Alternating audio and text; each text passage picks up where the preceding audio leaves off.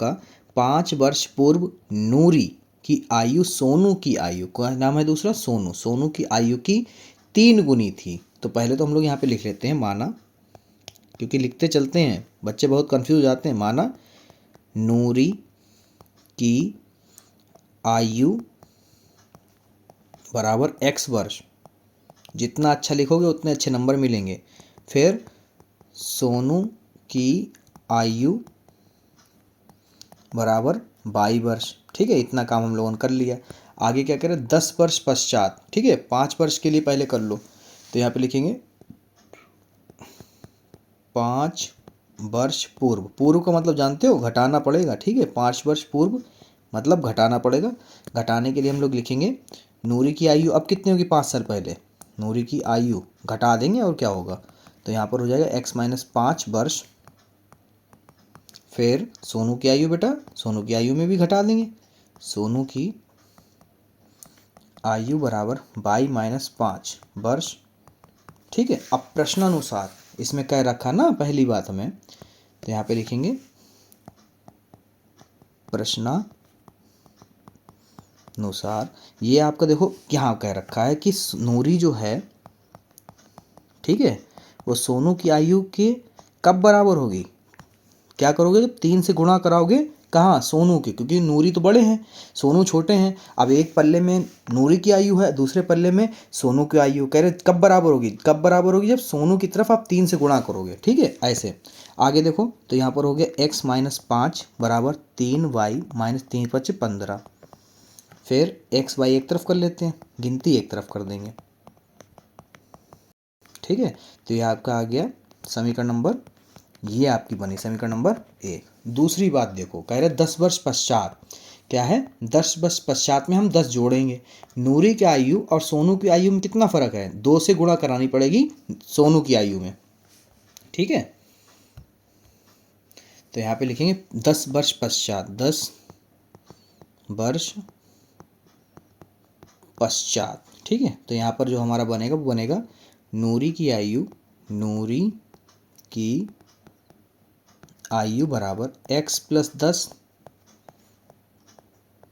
वर्ष। ठीक है, और सोनू की आयु, सोनू की आयु बराबर 22 प्लस 10 कर दो। ठीक है, उसके बाद में पुनः प्रश्नानुसार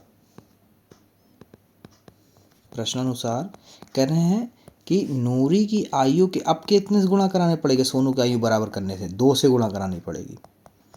ठीक है, आगे हल कर लेते हैं, तो ये हो गया आपका x प्लस 10, ये 2y प्लस 20, तो x माइनस 2y बराबर 20 माइनस 10, तो ये आपका हो गया।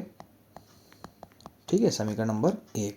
अब समीकरण 1 और समीकरण 2 को देखो, यहाँ पर x एक जैसे हैं, देखो आपको दिख रहा है x यहाँ पर भी प्लस है, यहाँ पर भी प्लस है, तो गुणांक भी हमारे बराबर हैं।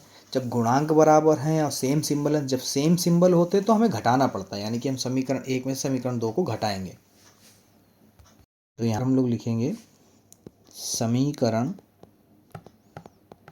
1 में से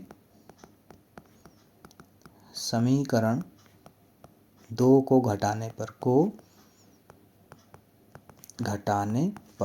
ठीक है, तो यहाँ पर जो समीकरण 1 थी हमारी, वो क्या थी, x माइनस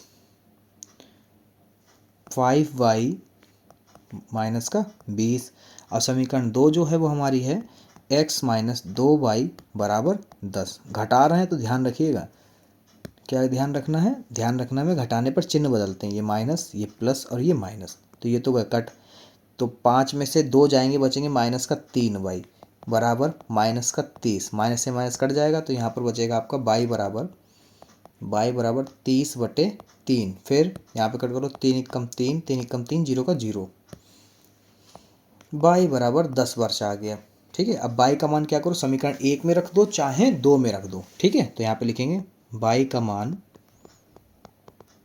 समीकरण 1 में रखने पर, समीकरण 1 में रखने पर। ठीक है, अब समीकरण 1 क्या है वो देख लो पहले, वो हमें पता है x माइनस 5y बराबर माइनस का 20। ठीक है, तो यहाँ पर हो जाएगा अपना x माइनस 5 गुणे 10 बराबर माइनस का 20, x -50 बराबर माइनस का 20। ठीक है, फिर यहाँ पर x बराबर माइनस के 20 प्लस के 50, x बराबर हो जाएगा 30। ठीक है, तो अतः करके लिखोगे, अतः नूरी की आयु x बराबर 30 वर्ष व सोनू की आयु y बराबर 10 वर्ष है। ठीक है, खत्म। अगला देखो।